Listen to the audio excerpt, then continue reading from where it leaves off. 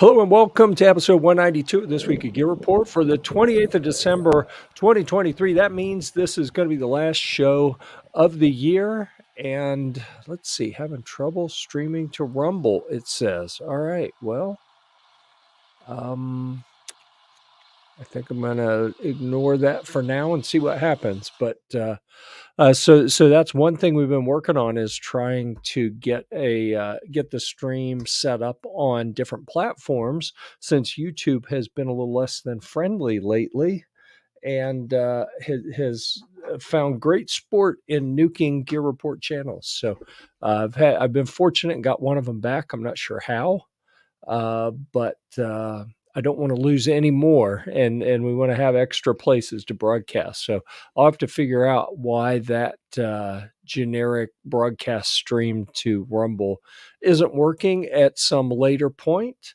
And let's see. So what do we have going on tonight? We're going to go through our typical agenda where we'll talk about recent reviews. We may touch on some things that will be published soon.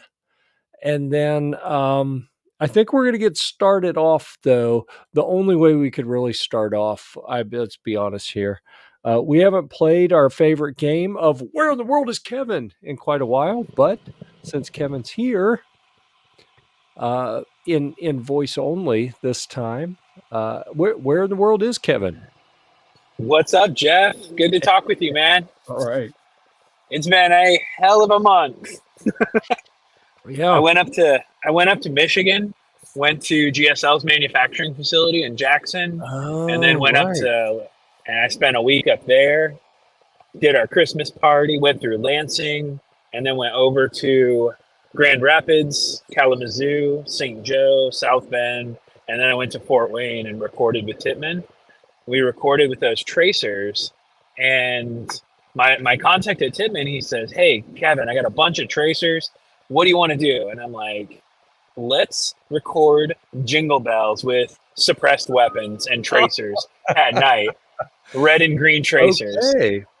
And it was so much fun. And you'll see it on Tippmann's page. It's on GSL's page, and it's on my page as well. That's awesome. They were Piney Mountain tracers. We had one of the Tippmann Gatling guns out there, the 22s. And we played jingle bells with the guns. It was awesome. That sounds like it would have been fun to put together, but also some real work getting everything set up so you get that right. Yes, but the video editing came together for us, and I got it all squared away. So it looks incredible. Yeah, then I picked up and rolled southbound, and I'm currently in Kentucky, rolling across the Tennessee border here shortly, headed down towards Augusta, Georgia tonight. Right. That's a long drive. So, yeah, it is. And it's through the mountains in the dark. Oh, my. I've been slinging some suppressors in Indiana today and Kentucky. Well, those are two states that deserve to have something nice. So I think that sounds like the right thing to do. Yeah, it's been an awesome time. So that's where I'm at today, 75 southbound. Wow. All right. So we're going to assume if we lose you at any point that it's just bad cell phone service and that you've not departed the roadway unexpectedly or anything like that. We're going to stay positive on this program. It's a safe assumption. Yeah, well, let's hope so. Let's definitely hope so. So let's see. Diving into all right, I want to click something else here. I'm arranging items on screen number 2 to get to show some other stuff here shortly. Let's see. We are going to dive into, for this week at Gear Report, the first segment, recent reviews, which I'm going to add to screen here, and I'm going to request a favor from Kevin. Don't even try to look at the screen. You just worry about driving, okay? So on the screen, we have got an article. Let me get rid of recent reviews covering that up. We've got an article from our hunting editor, Caleb. It's the Die Free Company Kung Fu AR pistol grip review. And I'll tell you, for those of you who can see the screen who aren't in audio podcast or whatever, this is a very striking pistol grip for an AR platform firearm for a couple reasons, not the least of which is it is literally called the Kung Fu AR grip. I mean, who wouldn't want a Kung Fu grip for one? I mean, that's the obvious. But then the second is it is one of the most vertical AR grips I've ever seen. Like I almost feel like I'm looking at a 1911 here. It's so vertical. Um, Really neat looking polymer grip with a little cutout in the front. I have not held one of these. Caleb gave it a 4 out of 5, which is fairly high praise. And I worry that I'm gonna have to get a hold of one of Caleb's guns that has this grip on it, see how it feels. I don't think that the vertical nature of it would bother me, but I have an incredible aversion to the A2 AR series A2 pistol grip that has a little bump on the front of it. It absolutely just wrecks the way my hand sits on the grip, and it's obnoxiously uncomfortable for me. This is like the anti A2 grip, in that instead of a bump there, it has a little a divot or a detent, or so it's a hole that you're in the front of it that you're like one of your Gucci Glock guys got carried away with the Dremel and did way too much of an undercut under the trigger guard.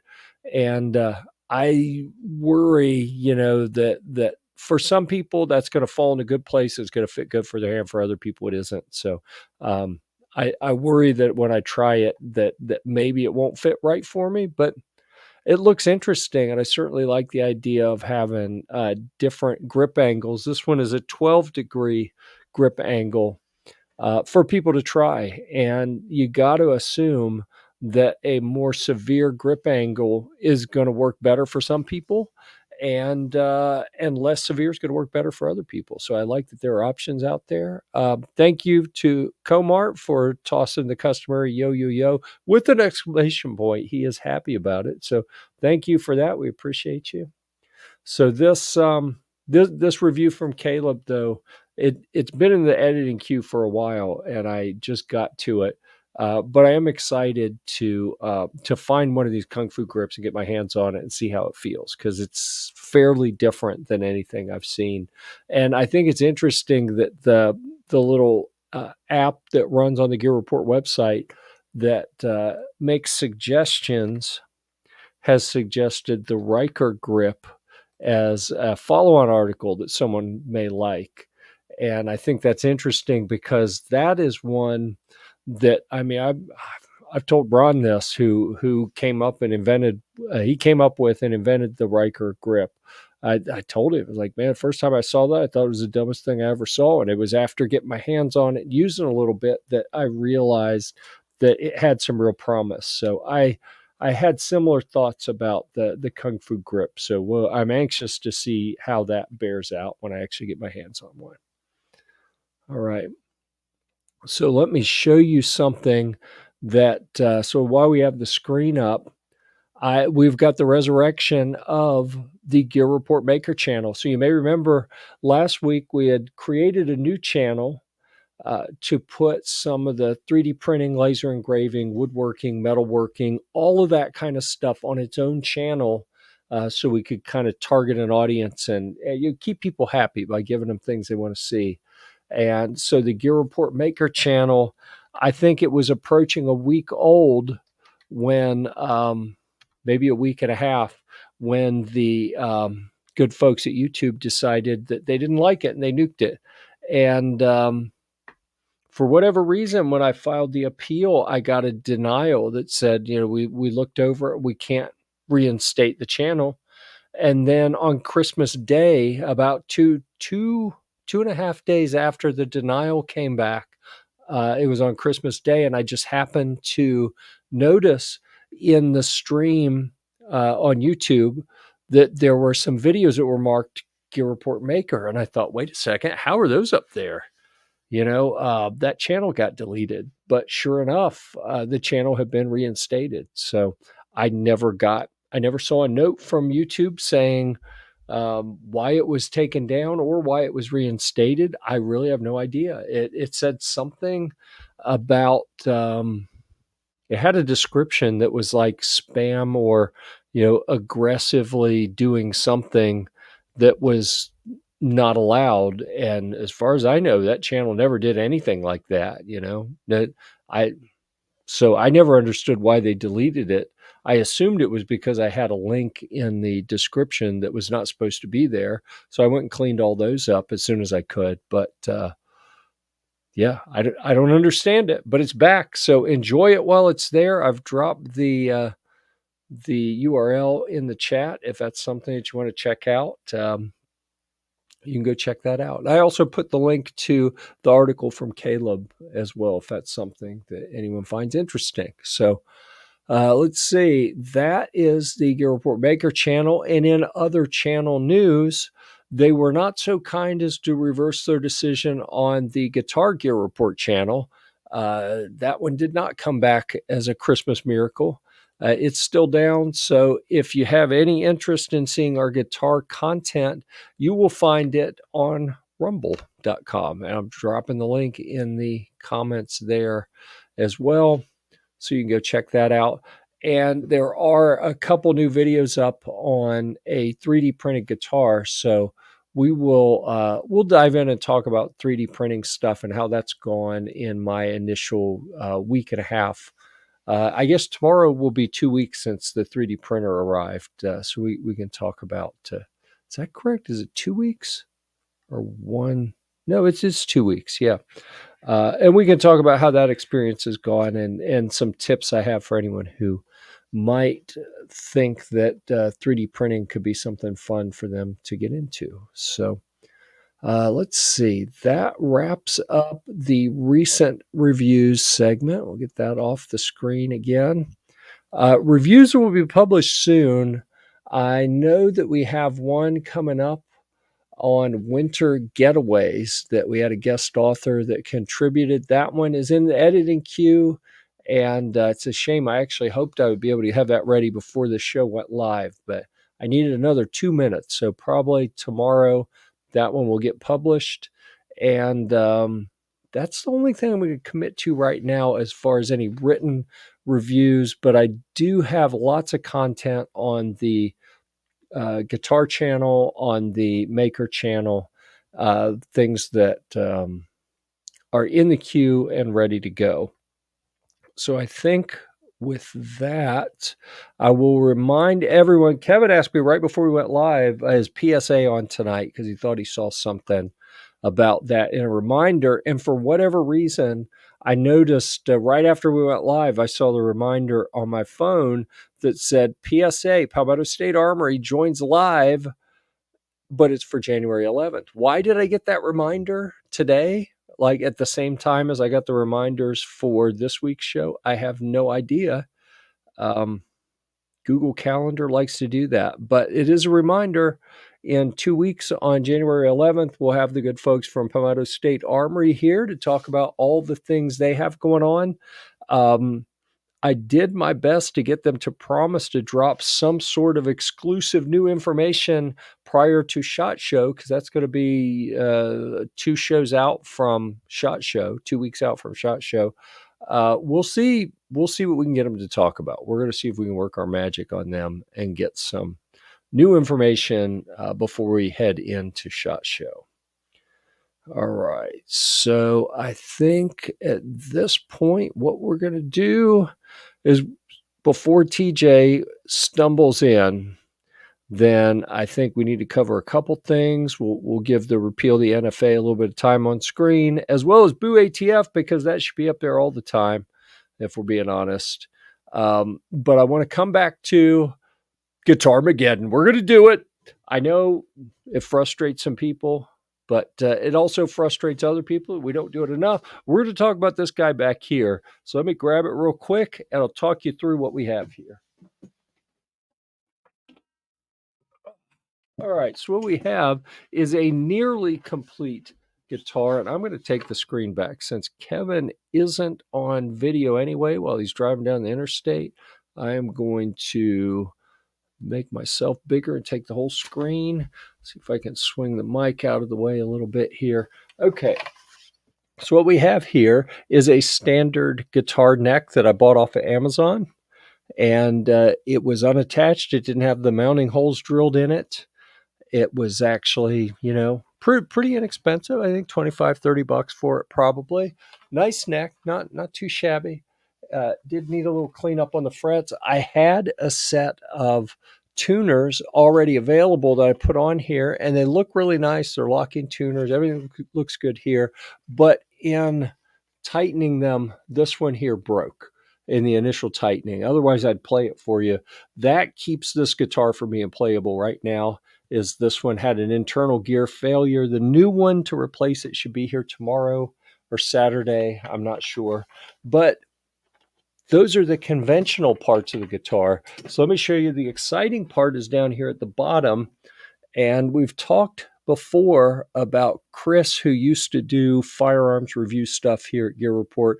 And he has become like our 3D printing guru among the Gear Report proper team. Because Komar doesn't talk about it too much. I think he does quite a bit as well.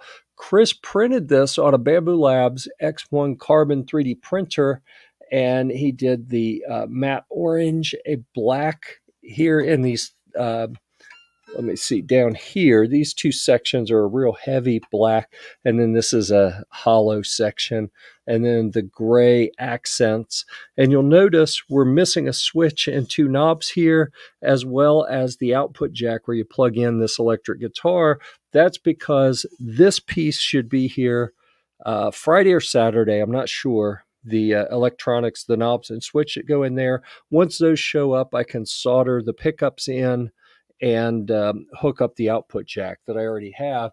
And this should be at that and replace the tuners. And then this should be a functioning, working electric guitar, complete with the strap button so you can attach a guitar strap and carry it around just like a regular guitar. This one, the center sections were very heavily overprinted.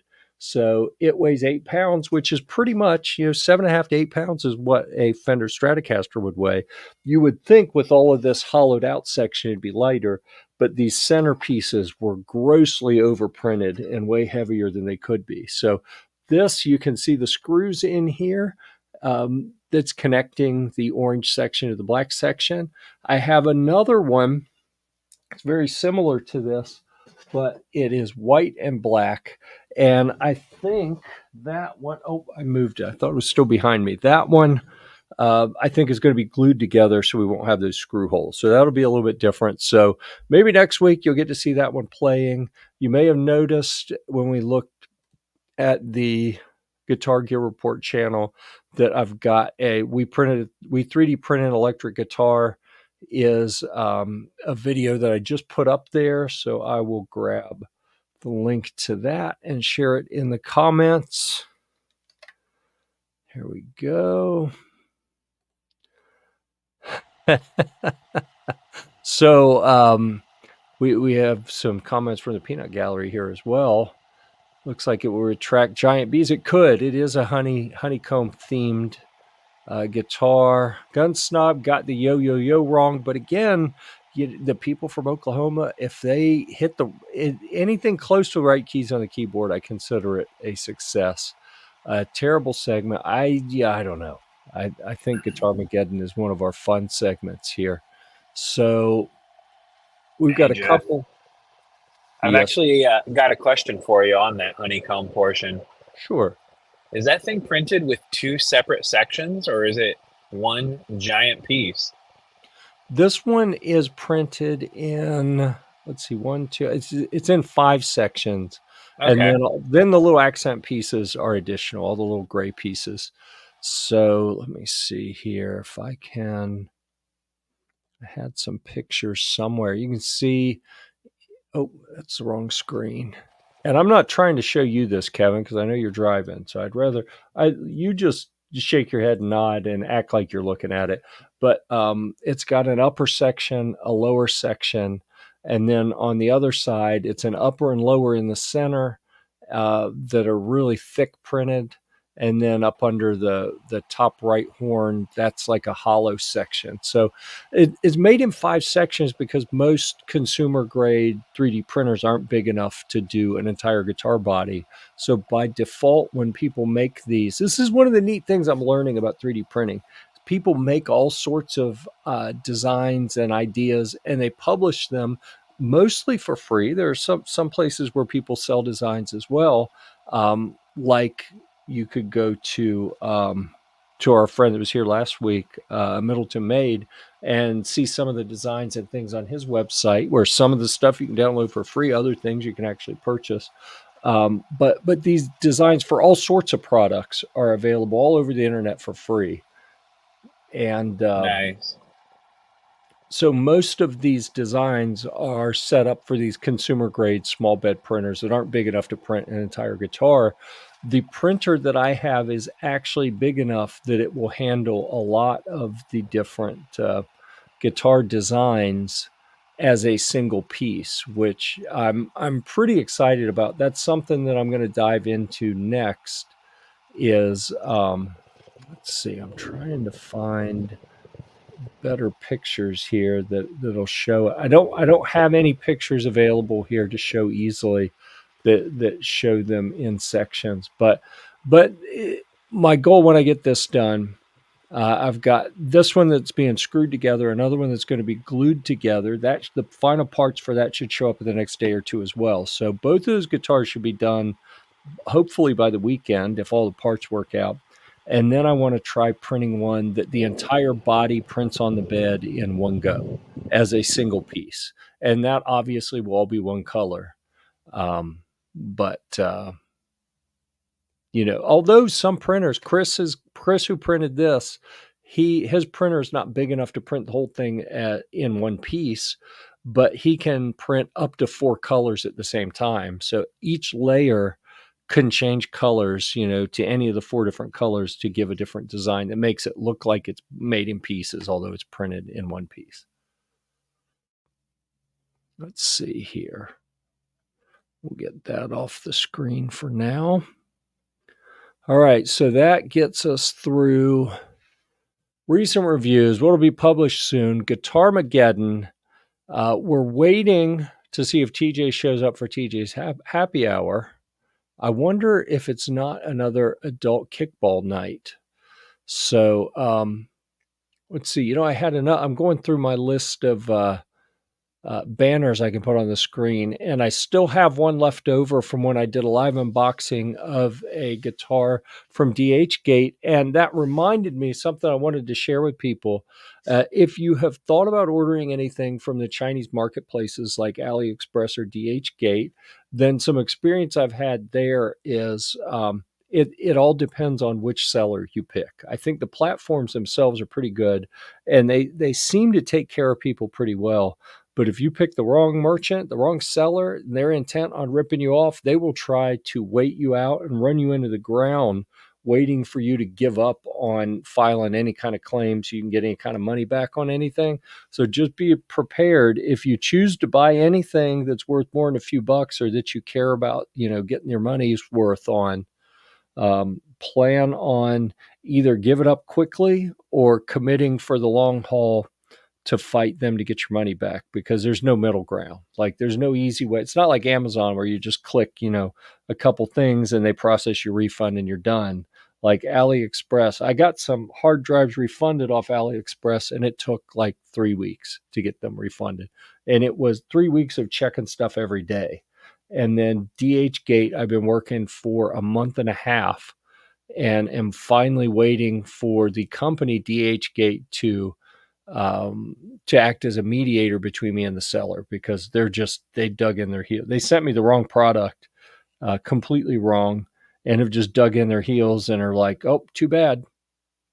And like, well, no, I'm not paying for it when it's the wrong product. So anyhow, that's just an aside there for anyone who's thinking about doing any of that kind of thing. So let's see, Kevin, you guys have any big plans coming up? I'm trying to think. I don't want to put you on the spot too much about SHOT Show, but I did want to ask. I'm I'm For happy to talk about it. I'm excited. yeah, for a Shot, brand, where are you at now as a brand in terms of getting everything set for having a booth and displaying and talking to people all week at SHOT Show? this will be the first year in the last, you know, 10 years or so that are not going to have a booth at all. Oh, right. Right. So I'm probably going to go to the show with a backpack full of suppressors and half of it full of bourbon and just kind of cruising around the show and linking up with people and creating relationships and, you know, connecting with old ones and stumbling Yeah. around the show a little bit. And I'll I'm be kind of very excited. interested after the show to hear how that went, because every year I hear from more and more brands who are like, yeah, it's just not worth it. But then sometimes, like I'm thinking of one brand specifically that right before COVID, they skipped a year. They said, we spend all this money. Instead of doing that, we're going to try some other things this year and spend half the money and do twice as much with other people and other events. Um, but then I got an email from them last week that was like, "Hey, be sure to come see us at SHOT Show." So they're back. Right. But for every one that I know that took some time off from SHOT and came back, for every one of those, like this is the only one I can think of that has come back. I can think of 5 or 10 that were like, "Nope, it's not worth it," and they've never been back. Like as a displayer, there's someone with a booth. Sure. Well, I feel like SHOT Show overall is worth it, right? Overall, it's worth it no matter what you're doing. If you're a vendor, if you're, you know, in media, if you're in sales, if you know, whatever you're doing, I fully think that the experience itself is worth doing. But we're gonna see how this functions. You know what I Yeah, mean? yeah. See if it's worthwhile. We can Well, still have some meetups. We can still host some like, you know, still host some events in that area. But I it, don't know. you could do. I've seen some brands do this, and actually, a different company I was with before I came to the content creator space. I was in the affiliate industry, and an agency I was with many years ago. We got a suite at the where were we? We were at Caesars that year, and the conference we were at, the affiliate summit conference, was at Caesars. So we got a suite at Caesars, and we stayed there. Um, some of us did. Like me and the owner stayed in the suite, and then I think a couple other people were in other rooms. But we used that suite to entertain, and had 2 or 3 parties over the course of that week there in the suite. And I think maybe we went a little overboard with the parties, but we also used it during the day for meetings. We could have people come up and, we had a little bar, we had some snacks and stuff, and we could have private meetings here in the suite. And that's something that you guys could always do if you needed to have a private space somewhere without having a big commitment of, the time and of trying to have a party and get people to show up. Because every night people have 27 different things they can do at SHOT Show, um, but you can get people to come up and take a break during the day, probably. Yeah, it'll definitely be interesting. I'm excited. Yeah,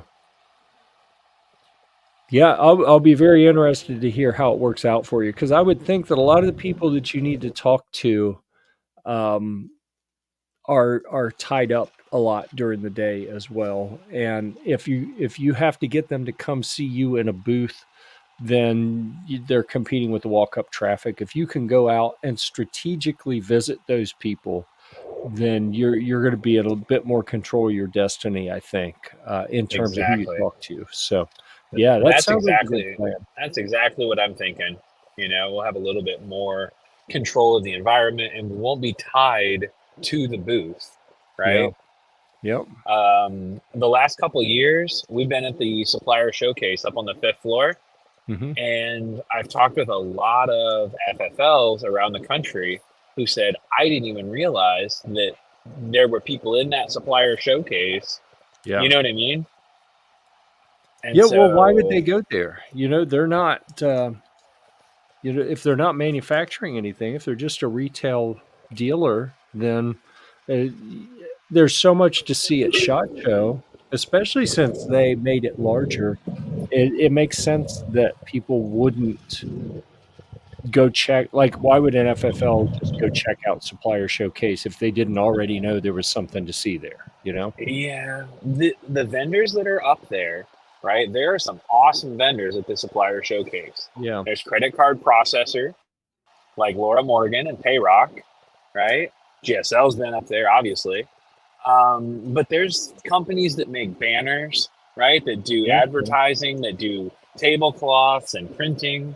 There's companies up there that do like custom packaging and shelving and wall display stuff. And I mean, it's definitely worthwhile to check out.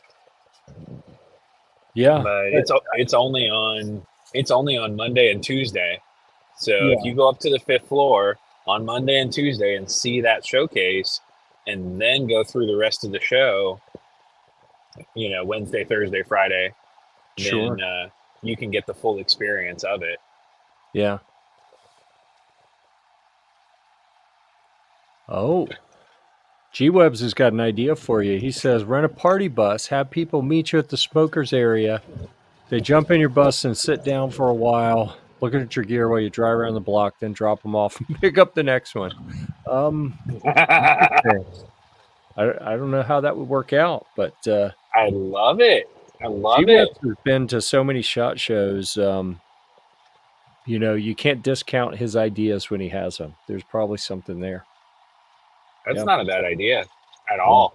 I could go in, grab 5 or 6 different people I want to talk to, say, "Hey, follow me Yeah. for the Yeah. Yeah. experience of your lifetime." Sure. Yeah, and get them boozed up while they're on the bus too. If they're into that. Right, and we So can let's we see. can write some POs right there on the bus too. You could, yeah. Uh, so so let me show you guys some more things for people who have access to the screen and aren't in the just audio podcast. Um, I wonder if anyone can tell what this is. There are a couple people who are watching live. Do you know what this is? And I've got that one, and this is the same part, just a little bit skeletonized with some lightning cuts on it. And I'm holding it that way. If I held it this way, maybe it would make a bit more sense to people. All right, what is that? So these are two things that I printed, and I have to be careful the kind of things that I show on here. A lot of the reason I'm not showing you guys a lot of 3D printed stuff is I'm printing mostly things lately that between guitar parts and some other stuff that's taken a lot of the print time up on that machine are things that YouTube doesn't like us to talk about. And I don't want to lose the stream, so we're not going to do that. But these don't have firing pins or chambers or anything that would get YouTube upset. So this is a forward stop to go on a lower Picatinny rail. And then this may look familiar as an angled foregrip.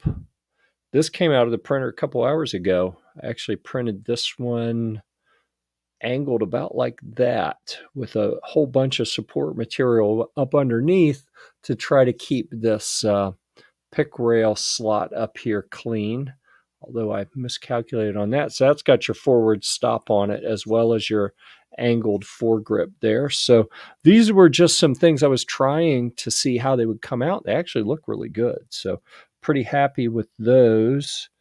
And I had a little part here. This is an example of how you can solve some problems with people probably already come up with solutions to any problems you may have that you can make little parts for. This is a bracket to go on the side of the 3D printer and hold a camera that looks in at the bed so I can monitor print. So a little thing there just to make the 3D printing a little bit easier. But yeah, between guitar stuff and printing things that YouTube doesn't want us to talk about, the printer has been running probably, I'm going to say 70% of the time. I was going to say 75% of the time since it arrived, but Then I remembered that I was away for 2 days for Christmas. Oh, let's see. TJ says, had an issue at the new job. Sorry. So I don't think TJ is going to be here. But good news, he getting paid. So that's more than he could say if he was here. So good for him. I'm happy that he's off doing well on the new job. So let's see here. If I take myself back down, there we go. I think that pretty much exhausts the things we have to talk about this week. I was trying to drag it out, wait for TJ to get back for TJ's happy hour. So I'm going to go ahead and put that banner up here just so we can say we did it. And you know what? He's not here. He's not going to know any different. So with that, I think we're to wrap up the last show of 2023. Thank you so much for being here, Kevin. Safe travels, man. You got some more miles left ahead of you, so please be careful and be sure you get there safely. You bet. Have a beautiful evening. Yeah, absolutely. Everyone remember that on January 11th, we're going to have Palmetto State Armory right here to talk about things that they may be releasing at SHOT Show in late January. That means we have one show between now and then. I'm not sure. I'm going to see if we can get someone to come on, maybe get a brand to come on and talk about stuff next week. We'll have to see how that works out. But until next time, we'll see you at the range.